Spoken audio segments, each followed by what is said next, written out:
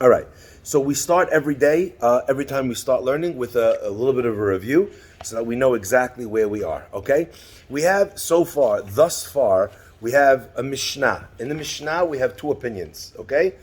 We have two opinions with then a qualifying statement. And we don't know whose statement that goes according to. The first opinion is Rabbi Eliezer. Rabbi Eliezer says that the day you say Mashiv HaRuach is the first day of the holiday, okay? The second opinion is Rabbi Yoshua. Rabbi Yoshua says the day that you say Mashiv HaRuach is the last day of the holiday, okay? Because why would you say Mashiv HaRuach Moed HaGeshem during the holiday when having that rain actually would be considered a curse? The Rabbi Yehuda in the Mishnah comes along and says, well, that day that you're going to say the Mashiv HaRuach, it starts with the Musaf guy, not the Shacharit guy, okay? So we have a Mishnah. You'd think, okay, Rabbi Yehuda is probably going or rolling off of Rabbi Yehoshua.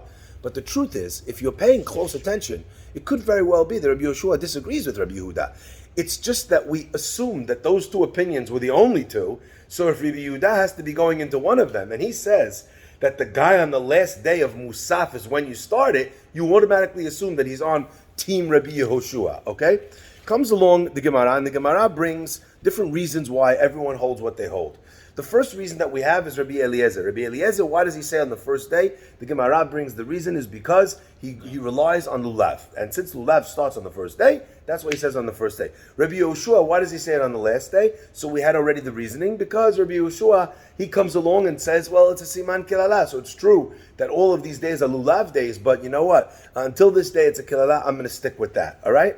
Then the Gemara brings a Braita and says, 1 second, it wouldn't be a party if we only had two people in a machloket. Well, let's add in some more opinions.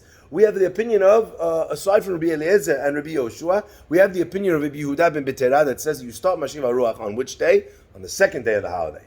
We don't know why. The fourth opinion, effectively, is the opinion of, that the Gemara brought, the opinion of, who was the, sorry? Of Rabbi Akiva. Excellent. Rabbi Akiva says on the sixth day. Okay? So far we have how many opinions? 4. We have 4. First day, second day, sixth day, and last day. Okay? Now, according to this, the Gemara then goes along and says, we now have, so one of the methods that we use in order to sharpen our understanding of opinions is we might find the Mishnah, and that Mishnah has no name on it.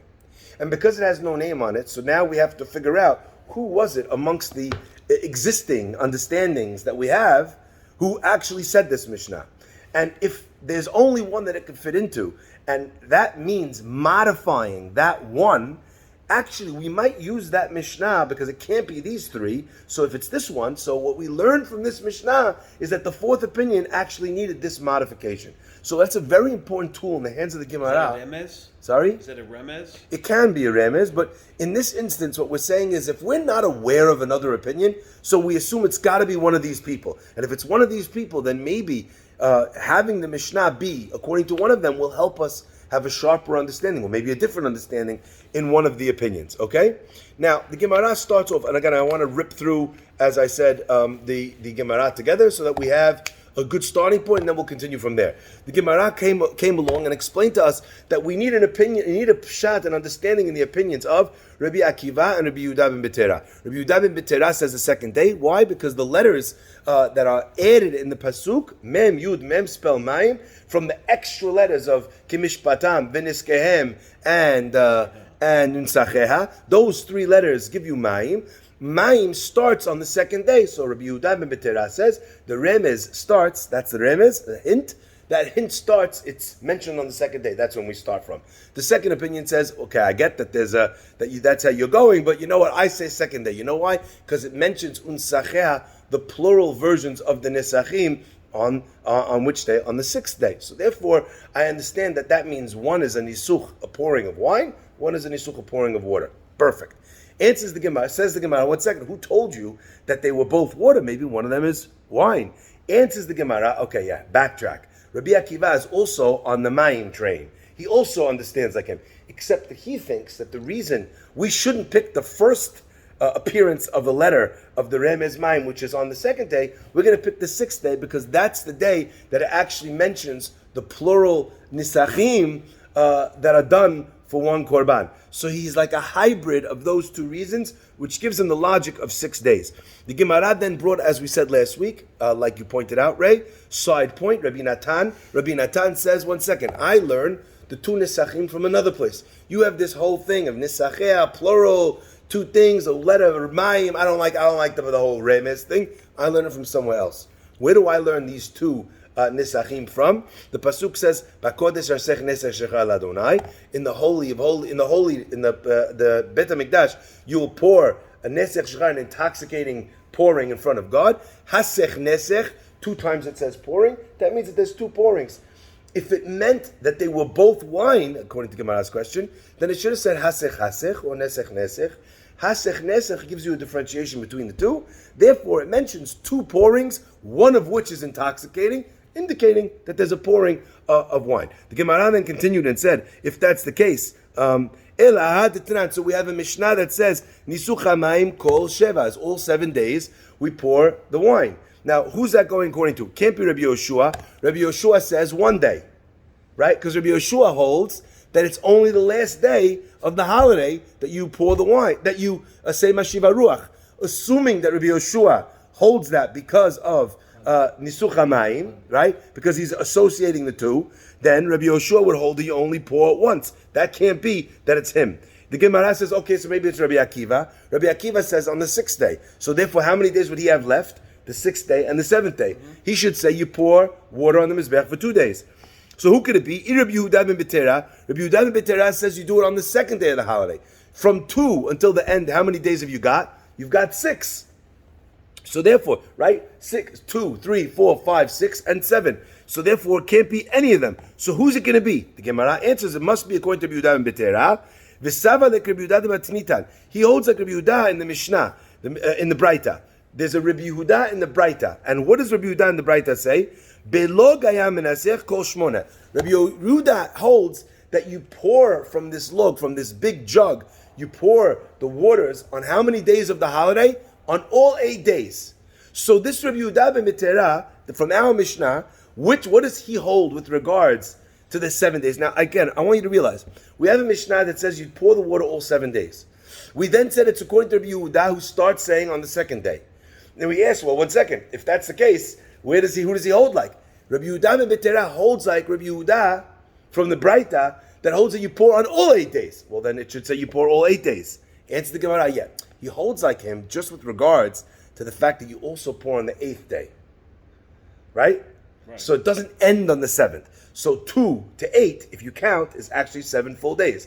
Adva adbachal, 2, 3, 4, 5, 6, 7, 8. If you pour on each day, that's 7 full days, okay? If that's the case, again, so we have now a person, Rabbi Yehuda ben Betera, who could be the person that said, you pour the water all 7 days. The Gemara asked, how could that be, if you remember? The same way he doesn't hold the first day, because Mayim starts on day 2. He also won't hold the 8th day, because Mayim, the last Mem, is mentioned on the 7th day.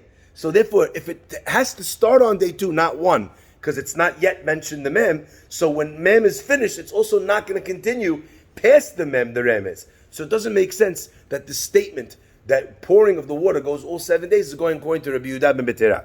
Answers the Gemara, okay, if that's the case, who's it going according to? The Gemara says, who's it going to? Ella Rabbi Yoshua. It's going to Rabbi Yoshua. Rabbi Yoshua says that you pour on which day?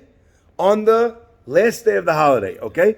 So v'nisucha mayim kol shiv'ah. So why does it say that you go all 7 days? According to Rabbi Yoshua, that we have no way of proving that it goes on all 8 days. Answer the Gemara, you're right. We have no way of proving it.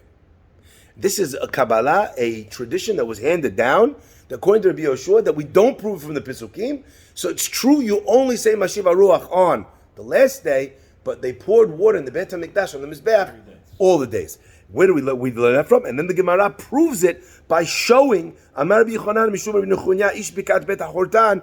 They found someone who actually says that there are 3 things that are halacha l'Moshe Misinai we learned out from a tradition. One of them is Esen Etiot, like I mentioned, if you plant 10 saplings in a small amount of space, you're allowed to start pruning them even 30 days before Rosh Hashanah because of the loss and the based on the proximity that they're so close together. Arava, the celebration of the willows in the Beit HaMikdash, also we learn that out of the tradition of Halakha Moshe Misinai. And finally, Nisuch HaMayim, also that it's on all 8 days, Halakha Moshe Misinai.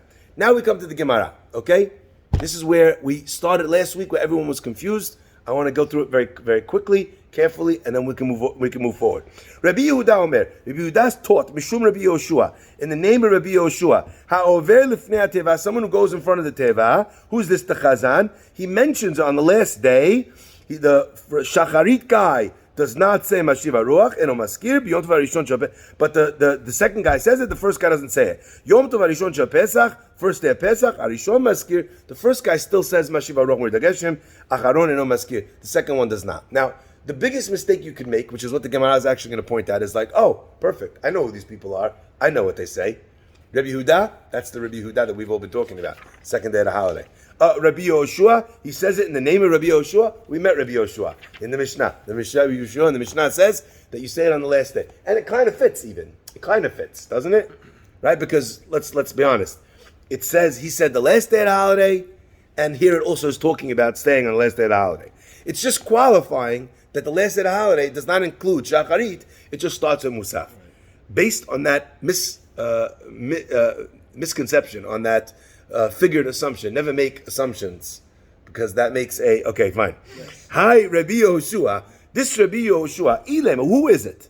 Ilem Rabbi Yehoshua Rabbi Yehoshua in the Mishnah. Rabbi Yehoshua said that you don't say it until the last day of the holiday. It can't be. Ha Amar B'Yom Tov Aharon Shel Chag U'Maskir. He says that you mention it on the last day of the holiday. That would include, the last day includes Shacharit. Yeah. So, very nice if you have a Rabbi Yehuda that says Shacharit guy doesn't say it. But who says Rabbi Yehoshua says that? You have no proof. All the same Rabbi Yehoshua as Rabbi Yehuda's? We're going to come, but that's exactly the point. The aforementioned Rabbi Yehuda and Rabbi Yehoshua, okay? Okay, so who's it going to be? Because, Rabbi Yehoshua, we met this guy already.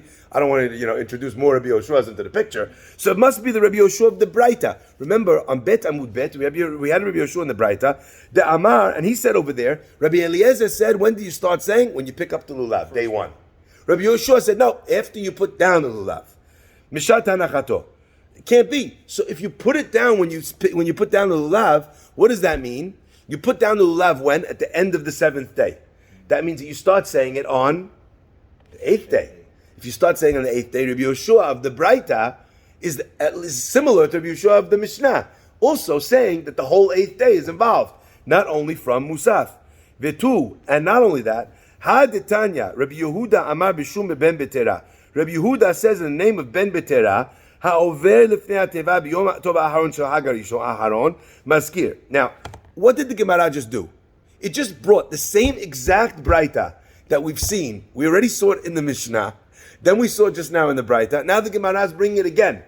But if you're paying close attention, the whole question here is about authorship. And the reason why we're so interested in the authorship is because maybe we understood the opinion wrong. So if this is actually the person that said it, then we're understanding now a new way of understanding what they hold, okay? So we started with a Braita that says, Rabbi Yehuda said in the name of Rabbi Yehoshua. So we know that Rabbi Yehoshua holds the Musaf thing. Then we find another Braita that says, Rabbi Yehuda Amar Mishum Ben Betera. Who's Ben Betera? Rabbi Yehuda Ben Betera. What does Rabbi Yehuda Ben Betera say? Which day? Day 2. Okay? Rabbi Yehuda Amar Mishum Ben Betera. Ha'over lifnei ateva b'yom ta'aharon shel Hag harishon maskir. He's bringing the Musaf thing. Doesn't make sense. And both times it's Rabbi Yehuda who's messing us over here. Rabbi Yehuda said in the name of Rabbi Yehoshua. Rabbi Yehuda said in the name of Ben Betera. And both times, the guy he says it in the name of doesn't actually say the thing that he says it in the name of. Because he said in the name of Rabbi Yehoshua, who says 8th day, full 8th day. He said in the name of Rabbi Yehuda ben Betera, who says 2nd day. And over here he's saying Musaf thing. Can I ask a question? Yeah. Why does the 8th day not mean Arbit on the 7th day? Excellent question. We're going to come to that. And really that should be the case. Okay? Hi ben Betera, ilem Rabbi Yehuda ben Betera, ha ma b'sheni b'chag. He says on the 2nd day umaskir. Amar Rabbi Nachman ben Yitzchak. Rabbi Nachman ben Yitzchak says, okay, calm down everybody. Everyone, chill. Teheh Rabbi Yehoshua ben Betera. This Rabbi Yehoshua is not Rabbi Yehoshua that we're referring to. Rabbi Yehoshua that we refer to is a different Rabbi Yehoshua. He is Rabbi Yehoshua ben, what's his name? No.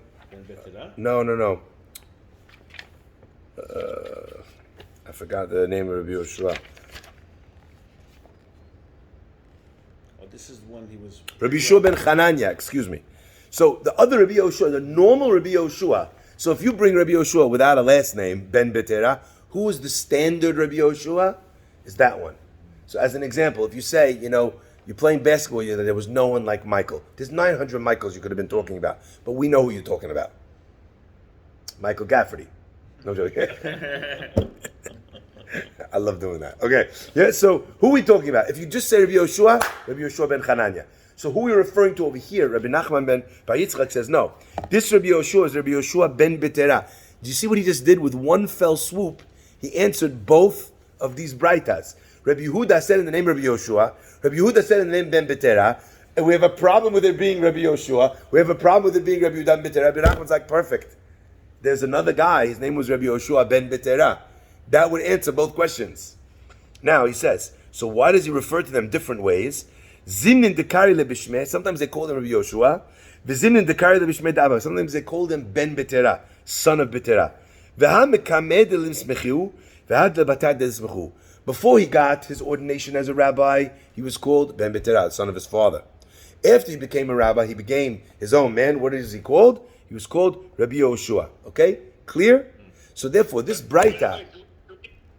Do we answer the questions of the Braita, or we just clarify it was said by one rabbi, and this was said by another rabbi, they really weren't said by the same rabbi? Exactly. By giving it to another person, we've just eliminated all the questions. So effectively, we have Rabbi Yehoshua who says day 8, and now we have another opinion. Either Rabbi Yehuda and the Mishnah. Now, if you go back to Bet Amud Aleph, by the way, look at the end of the Mishnah. If you remember, the end of the Mishnah, all we have is, the Mishnah says, Rabbi Yehuda Omer. Right? So Rabbi Yehuda in the Mishnah doesn't say it in the name of anybody. Right? See the last 4 lines up from the bottom of the Mishnah on page Bet Amud Aleph. Rabbi Yehuda Omer. Yeah, you see it there? Acharon Maskir. Over lifnei hateva, right? It doesn't say Rabbi Yehuda in the name of Rabbi Yehoshua. Rabbi Yehuda in the name of Ben Betera. It just says Rabbi Yehuda. You need a chart to write all these names. Okay? Effectively, now we come to this and we read 2 different braitot where Rabbi Yehuda says it in the name of Ben Betera, Rabbi Yehuda says it in the name of Rabbi Yehoshua, and then Rabbi Nachman Bar Yitzchak tells us actually he's saying it in the name of the same person. So we would assume now, after having 2 braitas that say it that way, that the Mishnah is following the same script, and then we've got. So now, if we take a step back, because now we're departing from all of this, we now have a clear understanding. We have day 1, Rabbi Eliezer. Day 2, Rabbi Yehuda ben Betera. Day 6, Rabbi Akiva. Day 8, Rabbi Yehoshua. Day 8 and a half, other Rabbi Yehoshua. Oh. You got me? Rabbi Yehoshua ben Betera. Because he says from Musaf. Those are all of the opinions now, and now we can move on. Is that clear so far? When are we concluding it? So we'll see as we go through, the Mishnah will end up with one of them. But up until now, we've clarified the opinions. Are all these opinions happening at the same time? Yes, generally. Not always, but yeah. It's not like they... No, now, like what we're talking about. Like all these guys are, let's say, sitting in a room and discussing? No, I understand. I understood your question that way. Sometimes that is the way it is. Like, how do I know that? When in the beginning of the Mishnah, Rabbi Eliezer says day 1. Rabbi Yehoshua says the last day. All right? Rabbi Yehoshua says to him, why would you say that? It's a sign klara. Rabbi Eliezer answers back. From the conversation, you know that they were in the same room. Right. That wasn't on Skype. Okay? Rabbi Akiva also said the same thing. I see your Mayim, and now... Right. So that actually not, because Rabbi Akiva doesn't say that. The Gemara is shedding light on the opinion of Rabbi Akiva. So with Rabbi Akiva and Yehuda ben Betera, we don't know if they said it to each other. Okay? They overlapped. Both Rabbi Yehuda ben Betera and Rabbi Akiva are of the 10 martyrs in the Roman, after when the Romans destroyed the Beit HaMikdash. So that's a very long period that the Romans are killing these Chachamim. But Rabbi Akiva survived after the destruction of the temple, right? He survived, he lived during that period of time, okay? His death was 70 CE, Rabbi Akiva, all right? So Rabbi Yehuda Betera, he was in the decrees of the Romans, they made it forbidden to, to give semicha. Do you know that? They knew that if they stopped the rabbinate, there would be no transference of Jewish law. So they forbid a rabbi to ordain another rabbi on pain of death. Rabbi Yehuda ben Betera took his students, he went into the middle of the desert, and he gave them semicha. Somehow the Romans found out about it, they had their spies. They could see the Romans coming in the distance. Rabbi Yehuda ben Betera said to his students, you run, I'll stay here. They came, they found him. All the Roman legionnaires, they threw their spears into him, the Gemara says, until his body was like a sieve. But he succeeded in transmitting semicha. He risked his life to ordain the rabbis so there would be a Mesorah passed on to them, to the next generation. Wild. So when you're reading Rabbi Yehuda Betera, you're reading Rabbi Akiva had his skin torn off of his body, his face. Teaching his students, is there a ceremony that is so, intense that he has to go to the desert? No, it's not that the ceremony was that. They hoped to be able to do it in a way where no one would find out. So that was their place of hiding. The process of semicha. It means requires they put their hands on the person's head. They ordain them. They give them the semicha. Semicha means to lean on. Like that's literally what it means. The samach yado al rosh hapar. Right, that's what the Kohen would do. But they would lean on it, so they would put their hands on. Now today's smicha, when I get smicha, it's not the same as back then. There was a period in time where the proper smicha was ended, but we have a symbolism of that smicha, where a rabbi who was ordained by a rabbi, I have a chart that takes my smicha and traces it from me back to Moshe Rabbeinu. Come on. I have a chart. Come on, Rabbi. I'll show it to you, no problem. It's wild. It's wild. Now, it's in many ways it's mind blowing, but actually, if you think about it, it's not all that. So when we have first minyan here, there's 150 people here. If each one of those was representative of a rabbi and a student, and a rabbi and a student, that's how many generations it is to Mount Sinai. Mm-hmm. It's roughly like 150 people in the chain, 130 something people in the chain. Now Rambam does a lot of the legwork, because Rambam brings you from Moshe Rabbeinu all the way down until his time. When? Rambam lives around 1,000 years ago. Okay? A little bit less than 1,000 years ago. And Moshe was around 2448. So Moshe is about 3,300 years ago. Got it. I visited synagogue All right? in Spain. Yeah. He means Rambam, not Moshe's. Uh-huh. Amazing. Okay? Wow. Okay? So once you had till the time of Rambam, you could then track who was Rambam's student that he gave smicha to. Next. I have the sheet. I could send it to you if you want. I'll put it on the Masechet group if you want afterwards. It's wild. But it really gives you an understanding that everything that we're teaching here is like, and sometimes when I think about that, and I read a line like we just read in the Gemara, Halacha leMoshe miSinai, handed down, Mesorah, rabbi to student, I'm like, wow. So can I ask you a question? Yeah. How do you know this so well? How do I know what? Every Gemara this well? I wish. I mean, I know some. I know some. I know a fair few. No, but you just know it off the top of your head. Baruch Hashem, thank God. Okay. No, but you know all the the shots like this. I wish. I definitely do not know all of Shas. No, on some Perfectly. It's very expert. Okay. Baruch Hashem. It's a process. Hopefully, we'll start with Taanit. Harry, you with us? We lost him. Here. Oh, I'm here. is what's it called? Here. Do we have Mr. Bibi also? I'm here. Jonathan. Okay, we're gonna start with Taanit. Hopefully, we'll finish Shas together. Let's go. All right. Inshallah. Okay. Let's move on. We can't have too many distractions then, otherwise we're gonna never finish Shas. Okay, let's carry on. Okay, so now we finished with this part. The Gemara now moves on to something else. Tana, and I want to just read this out, and I want to see if you guys could pick this up. Tana, betal ubiruchot, in tal and ruchot, in the dew and in the winds, lo chivu chachamim lahaskir. We were never obligated to mention. So morid hatal, mashiv haruach, you don't have to say. Morid hatal. Morid hatal, betal, beruchot, and mashiv haruach, you don't have to say. Our rabbis never obligated us to say. If you want to say it, maskir, then you could say it. Because it's included. Sorry? Because it's included. What do you mean it's included? In the, So everything we're talking about now, up we until had this to point, say. you don't have to say? I thought we had to say. 16 different opinions, and you don't have to even say it? Come on, I can't do this anymore. Ready? This is where the lawyer should have kicked in. Show me where it says anything about rain. No, I just read you. Doesn't say rain here. It doesn't say rain. No. See, but again, if you're just casually looking at it, you don't notice that. You're like, oh, the Gemara just said you don't have to say it. The Gemara never said you don't have to say Morida Geshem. The Gemara asks, Morid Hatal, that we say during the summer. Is it an obligation? Because all this was about Mashi Morid Geshem. Right. We talked about Givurot Geshamim, the strength of the rains. Right. Praising God. We brought a proof that you have to say it in the prayer. Right. Remember? Because we said the heart, the this, the that. Okay? So, Tana, Betal ubiruchot. Do you have, what if you said in the Amidah, Morid Geshem? You didn't say Mashiva Ruach. He makes the winds blow. Says the Gemara, you don't have to say it. And if you want to say it, Bala Askir, you want to be able to say it, no problem. Say it. Fadal. Bala Askir, Maskir. My Tama. Why? What's the reason? Amar Bihanina, Lefi she'en ne'etzarin. Because they do not ever stop. Since they're always there, it's not something that needs to be mentioned.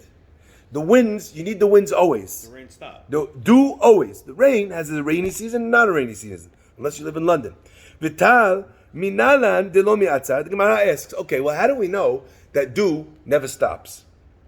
Dichtiv, because the pasuk says, "Vayome Eliyahu HaTishbi mitoshavei Gilad." Eliyahu HaTishbi, the Navi Eliyahu from the residents of Gilad, said to Achav, the wicked king Achav, "Hi Hashem, I swear by God's name, Elohei Israel, the God of Israel, Asher amati lefanav, that I stood before him. Im yeh hashanim ha'ele, if they will be in these years, talu matar, if they will be dew and rain.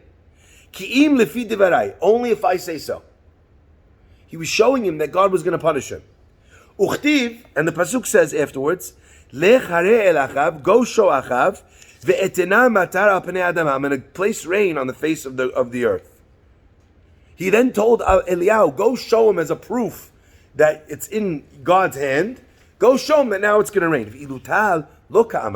When it came to dew, he never told him, go show him that I'm going to make the dew come. Here's the Gemara. Why not? Mishum de lo mi'atzar. Because it never stopped.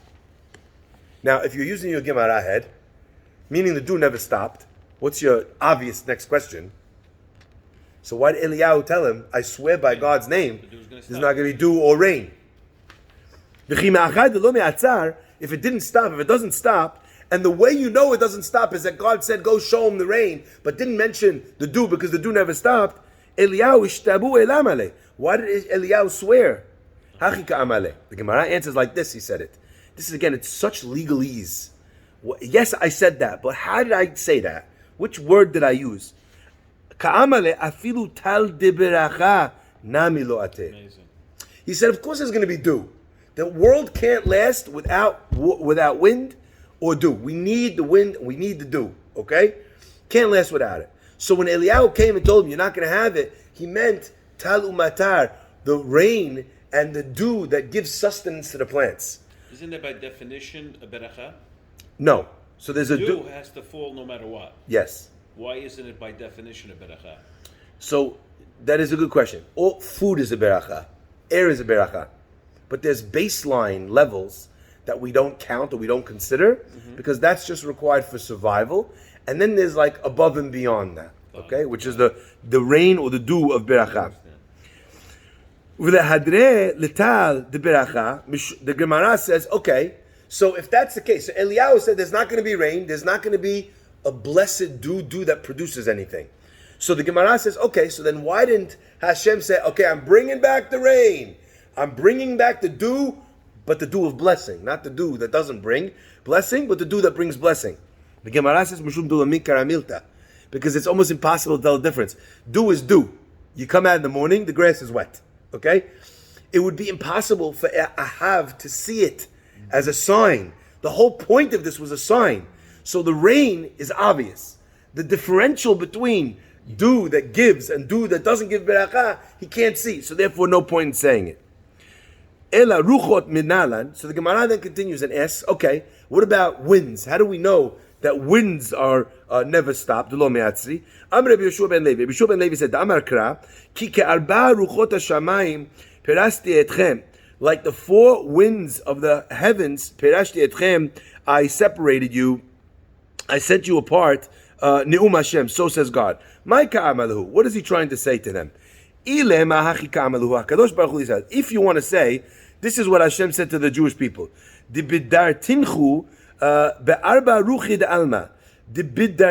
a beautiful word. Now, I want to just show you something. Look over here to the English translation. I don't know if you've got it. It's on page 3b1. See it there? 3B. Yeah. You guys follow? You guys see the dibidar tinchu?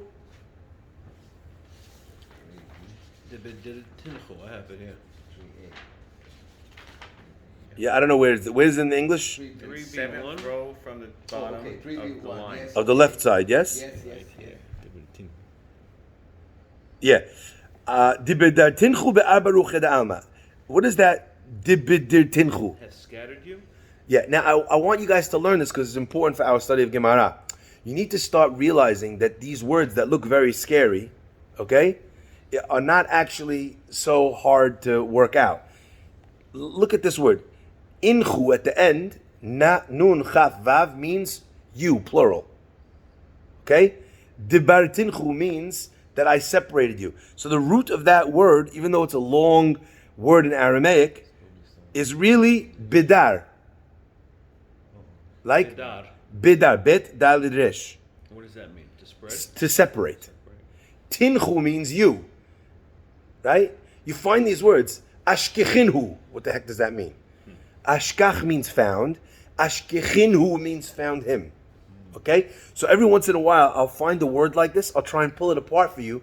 So you start learning the prefixes and suffixes, and then the Aramaic also will start to reveal itself to you as well. If that's what it means, ke'arba, why does it say, I will send you ke'arba ruchot, like the four wind, like the four levels or winds of the heavens? It should say be'arba, four in the four. I will separate you into the four corners of the world. Corners of the world. This is what the Gemara means. Just as it's impossible for the world to exist without wind, it is impossible to the world below Israel. So what God said to the Jewish people when He says, I spread you out like the four winds of the earth, what He was saying is not I'm sending you into exile, but I made you indispensable to this world. As indispensable as the winds are for the world to be able to survive. Now, most of us think of winds, and you think of wind, just a random breeze on a day. But actually, what the winds do is incredibly important for biology and for ecology, etc., etc. Just as an example, the way things grow, a lot of times is created by the wind pulling pollen or pulling seeds from trees, right? Is the idea of storm clouds. Just think about this. Rain is impossible without wind. Let me explain. Where's the rain getting into the clouds from? There's evaporation over bodies of water. That water goes up, creates clouds. All that should happen technically is that the rain should evaporate into the thing and just go back down in the ocean. So how do we get rain? The wind takes those clouds which drew the water from the lakes, from the rivers, or from the oceans, blows it over the earth, and then, so now you have a place which is miles away from the ocean. How does it get rain? How does it have life-sustaining water? The answer is the winds. So the world, it needs wind in a way, which not only that, I'll give you another example. Forget the rain for a second. The Jewish people in the desert did not do Brit Milah for 40 years. We did Brit Milah on the eve we left Egypt. The next Brit Milah we did was when? When we arrived in Israel. After Yehoshua took over, why? How come they all didn't do Brit Milah? They all had babies. The halakha teaches us that if there's no ruach tzefonit, if there's no northerly wind, sakanat nefashot to do Brit Milah on your baby. There's something that comes with the wind that comes from the north that allows for the healthy recovery of a Brit Milah of a child. Without it, sakanat nefashot, the Jews didn't do Brit Milah. Funny fact, if you don't do Brit Milah, what are you not allowed to do? The Pasuk says when you bring Korban Pesach, Kol arel lo yochal bo. You're not allowed, if you have someone who's not circumcised, you can't do Korban Pesach. If you have an uncircumcised person in the household, the whole household can't do Korban Pesach. The Jewish people were living in the Ananei Kavod. They had children, grandchildren, everyone's having babies. There was not one Korban Pesach for 40 years. Since the Korban Pesach of Egypt, they didn't do Korban Pesach till they got to Israel, because there's no northerly wind that blows in the desert. But I thought they can't because there's someone in the household that has. That's the point. They didn't do Korban Pesach because there was someone in the house that didn't have a Brit Milah. They went to Israel. When they went to Israel, then there's a new Ruach Tzifonit. They were able to do Brit Milah. They did mass Brit Milah. Right? Think about Morris Abraham on that night, okay? They get to Israel, he has to do 40 years of Brit Milahs on guys who are 40 years old. Okay? And then they did the first year they did Korban Pesach since they did Korban Pesach in Egypt. Wild. Okay? Rabbi, what are the four winds? The winds from each of the directions. That's the point. North, east, south, west. Okay? So the Gemara proves that the Ruchot are important. Now, so why is it, therefore, that we do say this? If we don't have to say Muridatal, if we don't have to say Mashiva Ruach, why are we saying it? It's almost like they're, and if you remember when we first said it, we said Harishon Maskir. When it comes to the last day of the holiday, the first guy Shacharit, he says, right? The second guy doesn't say. Pesach, the opposite. Shacharit says, Musat Enomet doesn't say. What do you mean doesn't say? He just says the other one. No, there's no obligation to say the other one. Now it comes full. Now it comes full circle. Wow. So Maskir, the only thing you have to say is Maskirin Givurot Geshamim. The idea that you're saying Muridatal, that's something you're choosing to say. So why do we say it at all in that space? Because actually, the Tal and the wind are subservient friends to the rain. So the dew prepares the crops for the rain, okay? And it's quite interesting. When plants are receiving water, they have to open up, okay? So when you start giving the plants, like I don't know if you ever see these plants that turn to the sun, okay? So the dew that it gets opens the plant up, and then when it rains, it's ready to receive the rain in a much more receptive way. The wind also dries the earth. I don't know if you know this. Every time you see these floods, why are these floods happening so often? When a flood happens on the back of a rain, when heavy rain happens on the back of heavy rain, the earth is saturated. When the earth is saturated, no more rain can come in. So it starts raining, after 3 minutes you see water on top of the earth. What the wind does is the wind dries out and raises up the moisture into the air. It sinks into the earth, and now the earth is ready to receive more rain. So they're both things which help the earth receive sustenance from rain. So therefore we attach them to the Givurot Geshamim, but they're not part of the Givurot Geshamim, they're not part of the Maskir for Halacha. What should come out of this is if you don't say Muridatal, you don't say anything, you don't have to go back. Only Mashiva Ruach that you didn't mention is a problem, because that was an obligation. Okay? Amar Rebbe Hanina. Rebbe Hanina teaches, Hilkach, therefore, B'yemot HaChama, in the days of the sun, in the summer, Amar Moshiva Ruach, and Machzirin Oto. If he says in summer days, right, Mashiva Ruach, what are you supposed to say in the summer days? Muridatal. What if the guy guessed and he said Mashiva Ruach, but he didn't say Morida Geshem and Machzirin Oto? You don't send him back. Why? Because the whole year we have winds. Amar Morida Geshem, if he says Morida Geshem in the summer, Machzirin Oto, we take him back. We already saw the reason why. Because Geshem, in the days of summer, is Siman Kilala. And we proved it from the Pasuk, if you remember, where he showed them, look, you see, the Navi said, look, you see how bad you are, it's going to rain in the summer. Okay? Who says Morid HaGeshem? No one says that. No, so let's say someone said that, right? We say Mashiva Ruach, Morid HaGeshem. What if someone by mistake said Morid HaGeshem in the summer days? Machzinuto, he has to go back and say it again. Velo, not only that, Ela afilu amar ma'avir haruach Umafriach atal. Hada's getting poetic. Okay, he's got license here. Ma'avir haruach. Hashem moves the wind. Umafriach atal, and he gets rid of the tal. En machzirin oto. We also don't get him. We don't return him. What does ma'avir haruach mean?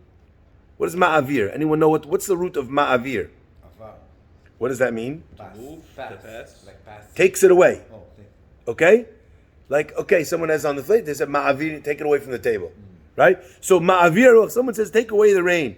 Or he says mafriach atal, makes the dew fly away. We don't return him. Why? Since these are things that are always there, and therefore the mention is not obligatory, you also don't stop him or make him do Amidah again if he said, "Oh Hashem, please, who takes away the rain, who takes away the dal, and who takes away the wind." Because anyway, it's something So if you don't say, that happens all year round. if you forget Mashiv Haruach, you don't go back. But if you forget Morid Hageshem, you go back. What do you mean? Mashiv Haruach, isn't this saying if you forget to say the wind item This is saying if in the summer in the months, summer? You said it's Morid in the winter Hageshem. now. Or if you say, sorry? It says in the winter. Afilu amar ma'avir haruach mafriach atal. That's again in the summer. I'm reading down below. Okay. Sorry? No, go ahead. It could be either. Again, it could be either. But what we just rolled off of was the summer. Ma'avir haruach, when would you say that? Because you don't say that in the winter.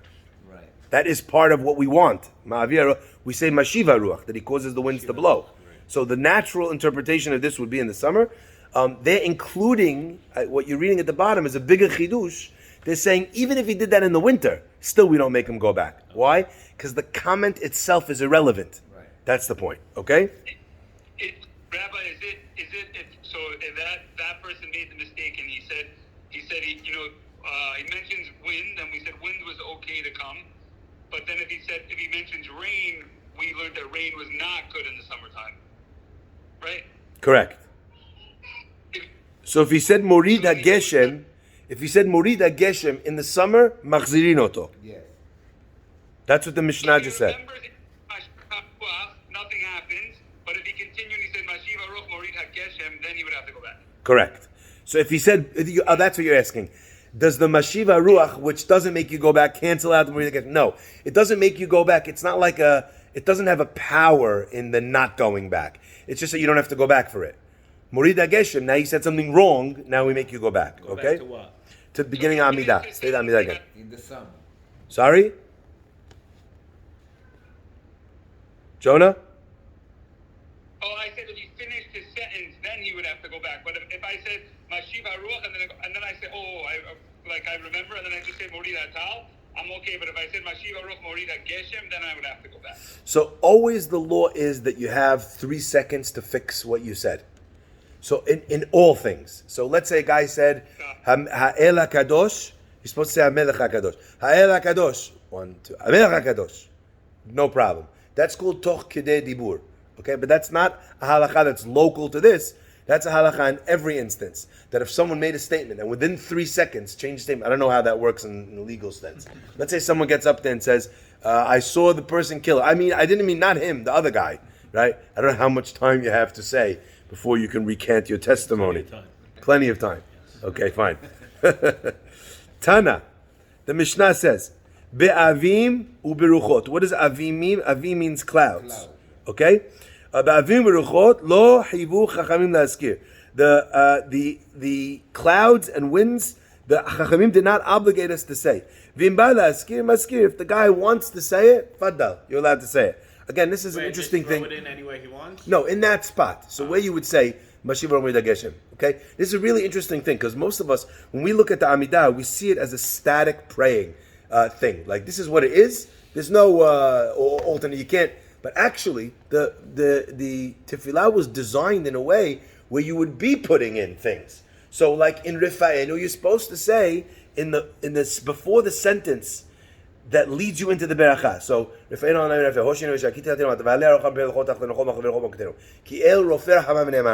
so that sentence is the setup sentence for the beracha.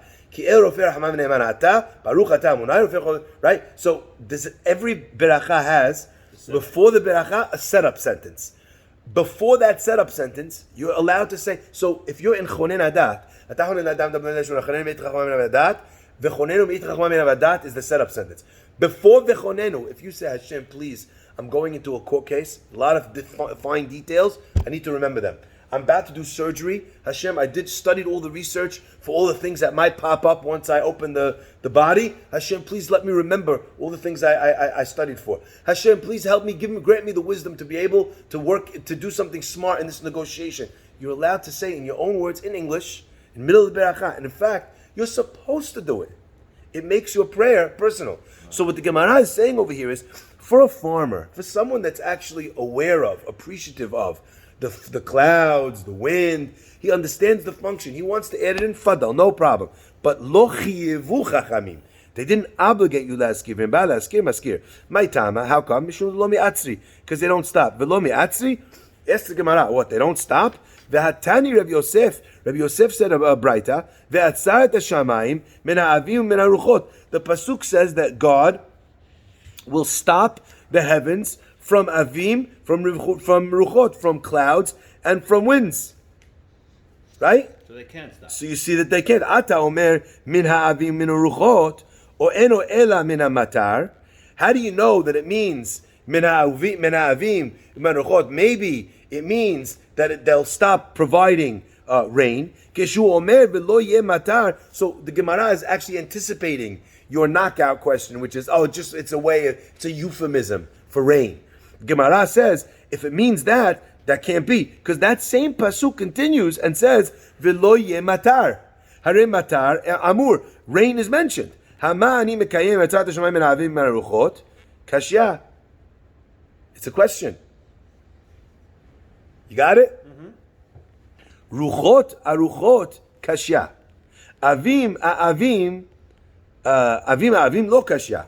Okay? Now, one more time. The Mishnah Gemara says, Ruchot aruchot, we have a question. Why? Because earlier we already said that Ruchot never stop. Now what do we just prove from here? That Ruchot can be stopped. Kasha avim, again, same thing. Clouds, we said over here that they don't stop, right? We have a question of clouds against clouds. Gemara answers, avim lo kasha. Clouds on clouds, in other words, over here that you proved that they could be stopped versus before, that's not a question. Ha becharfi, ha be'afli. What we're referring to is two different times of the two different types of clouds. Cumulus nimbus, I don't know which one's which, but right? Charfi is the clouds of the early clouds. They call the ones that comes before the rain. Ha be'afli, the second ones are the clouds that come, late clouds that follow, they come after the rain. So the afli clouds, those clouds can be withheld. The clouds that come before the rain, those cannot be withheld. Lo kasha. Okay? The Gemara says, okay, ruchot aruchot, therefore, if you're going to say it like that, then also I'll answer you that winds on winds are also not a question. Ha beruach mitzuya, one is a ruach mitzuya, a regular type of wind, which that is never withheld. Ha beruach she'eno mitzuya. Ruach she'eno mitzuya is a wind which it's extraordinary, okay, like a typhoon or whatever, or hurricane style winds. Ruach she'ena mitzuya chazia lebedari. The Gemara asks on that, what do you mean? You also need winds that are eno mitzuya. So extraordinary winds doesn't only mean like a hurricane or a typhoon. It means winds that are not normal winds. I'll give you an example. If you have a sukkah, so the halacha is that the sukkah, you're allowed to make a sukkah out of canvas, correct? Now, what happens if the wind, the walls of the sukkah can blow back and forth in the wind? What happens if your sukkah could be blown over by the wind? Halakha is a sukkah that could be blown over by the wind, pasul. How about if your sukkah is a sukkah that could stand up to a normal wind? The only wind that could blow it down is an extraordinarily strong wind. There the halakha is, the sukkah is considered kosher. Why? Because you don't have to expect that there's going to be extraordinary wind. The Gemara over here says, 1 second, if you don't have these extraordinary winds, these strong winds, then our society, a normal agricultural society, cannot work. Why? Chazil lebedari. You need it for the farmers would use it to be able to separate when they would take the wheat, they would throw the wheat up into the air. First, they would take all the wheat, they'd put it down on a threshing floor. They'd put a board on it, they'd have the ox walk all over it. That crushes the top of the wheat. Then they just literally wait outside for the wind. They throw it up in the wind. The seeds, the wheat kernels fall down to the ground because they have a weight. The top part of the chaff blows away in the wind. So they would have this system that would allow them to very quickly separate the chaff from the wheat and then use it to be able to produce flour and then baked and cooked bread and pretzels and pasta and pizza, whatever you'd want. Okay, so the Gemara says you can't tell me ruach she'ena mitzuyah is really eno mitzuyah because that's something that you need on a constant basis. Chaz lebedari efshar benapvata. The Gemara answer is no. It's possible to be able to do that, to separate it with a sieve. Okay, so since it's possible to do it, it's not necessary, and ruach she'ena mitzuyah is something that could be stopped. So again, you have winds that can be stopped, which is the extraordinary winds, and you have clouds which follow the rains, which can be stopped, but normal clouds, and normal rain, and normal winds, like we said before, and we proved before, are not me'atzri. I don't know why the Gemara just didn't give, by the way, simple answer, like we answered before, the dew of beracha. So clouds of beracha, those, they could be stopped. You could have regular clouds that don't do anything. And those can be stopped. Or vice versa, right? Or regular clouds, which are not of beracha, that God never stops. Same thing you could answer with the wind. I don't know why the Gemara didn't answer it. So first, when I saw the clouds, I thought that's what the Gemara was answering in another way. The clouds before the rain are relevant to the rain. So those are called clouds of beracha, okay? The other ones are not beracha, so those could be all the time, okay? So that could be, that wouldn't be withheld. But then I come to the second one, and ena mitzuyah, the Gemara is talking about winds that have a purpose that are being used. So it's hard to call them non-beracha winds when they actually function a purpose. To those winds. There is alternatives, but that doesn't mean that it's not a helpful wind. Again, I don't know why the Gemara just didn't say we're talking about winds that were so extraordinary that, like, if you threw up the chaff, it would blow away everything. That's a wind that has no use, right. And therefore the Gemara could have used those. I think that the answer is because if that's the case, then the sentence here wouldn't make sense. Hashem is like, if you misbehave, I'm going to stop the clouds, I'm going to stop the wind. Which wind? The terrible wind that you don't want anyway. It doesn't fit. Right. So that's why the Gemara had to find something that you wouldn't want God to take away, but that also was considered something that could be stopped. Okay, let's just finish this, and with this we'll end. You know what? We'll carry on from here next time, because it's somewhat separate, but it's a continuation of the theme. But you see where we are? Tana ha'avim. You see it? Page 3b2 about 3B2. yeah, Tanya ha'avim v'haruchot shniyot lamatar. That's what we'll continue from next week. Is there Okay. a pasuk or a letter next to it on top?